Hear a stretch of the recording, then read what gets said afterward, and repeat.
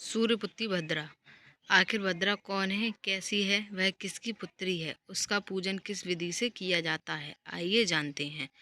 लोक में भद्रा विष्टि नाम से प्रसिद्ध है। यूं तो भद्रा का शाब्दिक अर्थ है कल्याण करने वाली, लेकिन इस अर्थ के विपरीत भद्रा या विष्टिकरण में शुभ कार्य निषेध बताए गए हैं। ज्योतिष विज्ञान के अनुसार यह सभी शुभ कार्यों में बाधक या उनका नाश करने वाली मानी गई है। भद्रा भगवान सूर्य नारायण की कन्या है। यह भगवान सूर्य की पत्नी छाया से उत्पन्न है और शनिदेव की सगी बहन है। वह काले वर्ण, लंबे केश, बड़े बड़े दांत और बहुत ही भयंकर रूप वाली है। भद्रा जन्म से ही वह संसार का ग्रास करने के लिए दौड़ी, यज्ञों में विघ्न बाधा पहुंचाने लगी और उत्सवों तथा मंगल यात्रा आदि में उपद्रव करने लगी और पूरे जगत को पीड़ा पहुंचाने लगी। उसके इस स्वभाव को देखकर भगवान सूर्य अत्यंत चिंतित हो उठे और उन्होंने शीघ्र ही उसका विवाह करने का विचार किया। जब जिस जिस भी देवता, असुर, किन्नर आदि से सूर्य नारायण ने विवाह का प्रस्ताव रखा, तब उस भयंकर कन्या से कोई भी विवाह करने को तैयार न हुआ। दुखित हो सूर्य नारायण ने अपनी कन्या के विवाह के लिए मंडप बनवाया, पर उसने मंडप आदि सब को उखाड़कर फेंक दिया और सभी लोगों को कष्ट देने लगी। सूर्य नारायण ने सोचा कि इस दुष्चाकुरूपा स्वेच्छाचारिणी कन्या का विवाह किसके साथ किया जाए। इसी समय प्रजा के दुख को देखकर ब्रह्मा जी ने भी सूर्य के पास आकर उनकी कन्या द्वारा किए गए दुष्कर्मों को बतलाया।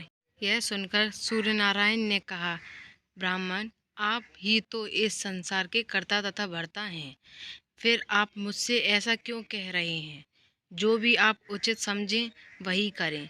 सूर्य नारायण का ऐसा वचन सुनकर ब्रह्मा जी विष्टि को बुलाकर कहा, भद्रे, बव, बालव, कौलव आदि करणों के अंत में तुम निवास करो और जो व्यक्ति यात्रा, प्रवेश, खेती, व्यापार, उद्योग आदि कार्य तुम्हारे समय में करे, उन्हीं में तुम विघ्न करो। ब्रह्मा जी ने आगे कहा, 3 दिन तक किसी प्रकार की बाधा न डालो।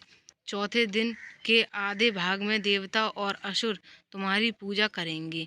जो तुम्हारा आदर न करे, उनका कार्य तुम ध्वस्त कर देना। इस प्रकार विष्टि को उपदेश देकर ब्रह्मा जी अपने धाम को चले गए। इस तरह से भद्रा की उत्पत्ति हुई और वह अति दुष्ट प्रकृति की है, इसलिए मांगलिक कार्यों में उसका अवश्य त्याग करना चाहिए। भद्रा 5 घड़ी मुख में, 2 घड़ी कंठ में, 11 घड़ी हृदय में, 4 घड़ी नाभि में, 5 घड़ी कटे में, शरीर का मध्य भाग जो पेट और पीठ के नीचे पड़ता है, और 3 घड़ी पुच्छ में, निचला पीछे का भाग स्थित रहती है।